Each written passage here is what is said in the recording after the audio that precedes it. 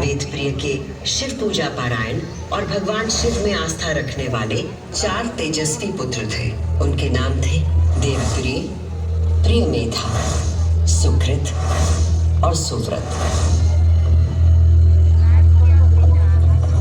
चारों सद्गुणों में अपने धार्मिक पिता से कम न थे। दिनों दिन उनके सद्गुणों में अभिवृद्धि होती रही, जिसके कारण अवंती नगरी उनके ज्ञान के तेज से प्रकाशित होने लगी। उसी समय दूषण नाम का एक असुर प्रजापति ब्रह्मा की उपासना में लगा हुआ था।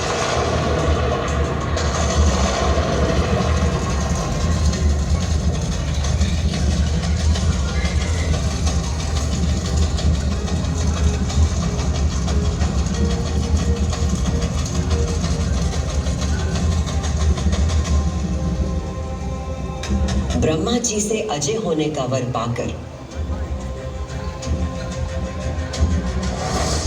दूषण वेद, धर्म और धर्मात्माओं पर आक्रमण करने लगा।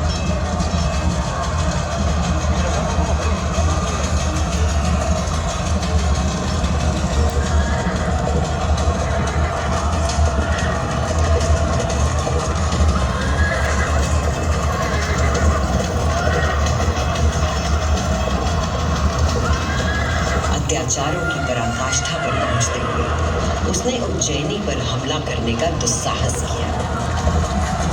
उज्जैनी में त्राही त्राही मच गई।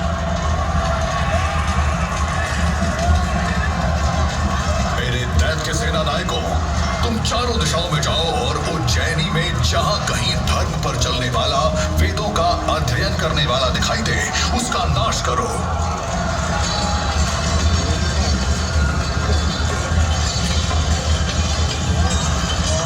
उस असुर से यदि कोई भयभीत नहीं था तो वो थे वेद प्रिय के चारों शिव भक्त पुत्र। नगर को भयाक्रांत देख उन चारों ने उज्जैनी के नागरिकों को आश्वासन दिया।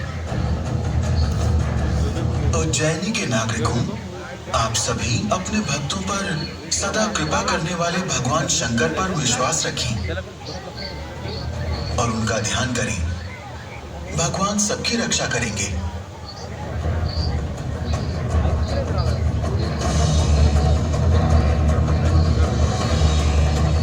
मंत्रोच्चार का आवेग बढ़ गया। देवप्रिय और उनके पुत्रों के संग उज्जैन के सभी नागरिक भी जाप करने लगे।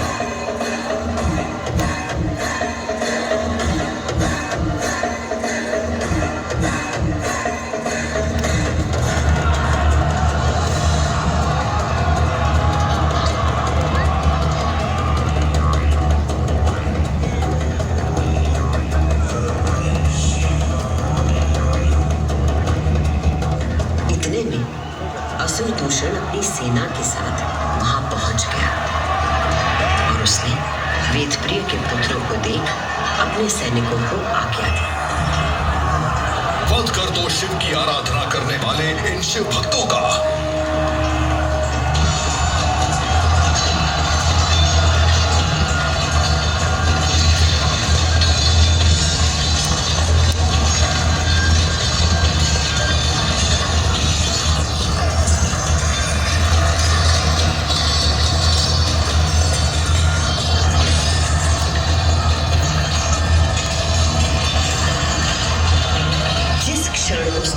असुर दूषण ने उन निर्दोष व्यक्तियों की हत्या का आदेश दिया, उसी क्षण पूजा किए जा रहे पार्थिव शिवलिंग के स्थान पर भयंकर विस्फोट के साथ एक गर्त हो गया और उस गर्त से घोर गर्जना कर प्रकट हुए महाकाल।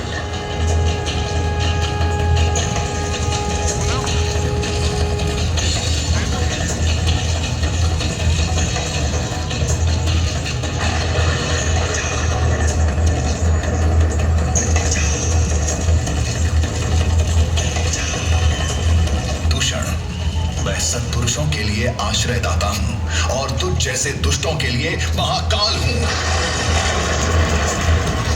ये शिव का वो रूप था जो काल के परे था, जो संहार करता भी था और सृजन करता भी।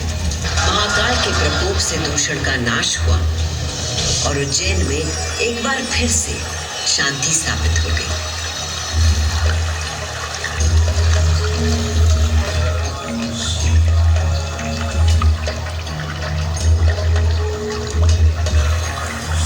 उज्जैनी के लोगों की आस्था से प्रसन्न भगवान महाकाल ने उन्हें वरदान मांगने को कहा।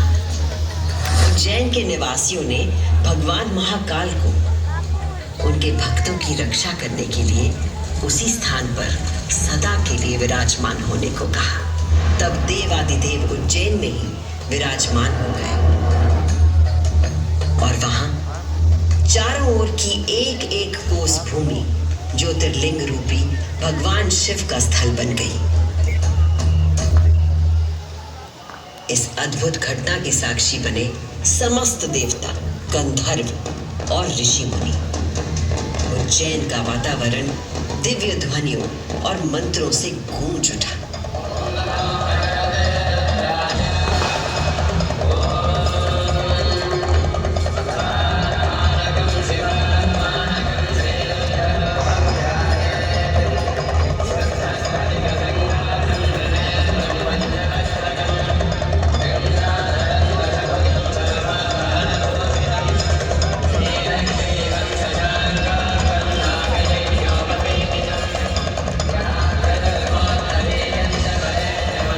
उस दिन से भगवान शिव ने महाकालेश्वर के रूप में भूतल पर अपनी प्रतिष्ठा प्राप्त की और ये स्थान श्रद्धालुओं के लिए तीर्थ स्थल बन गया।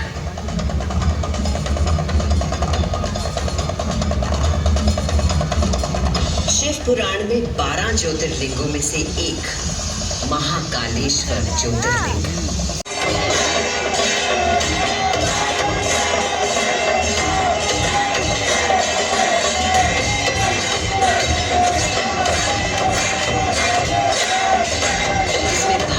भगवान का श्रृंगार किया जाता है क्योंकि महाकाल की तरह भस्म अविनाशी और अपरिवर्तनीय होता है।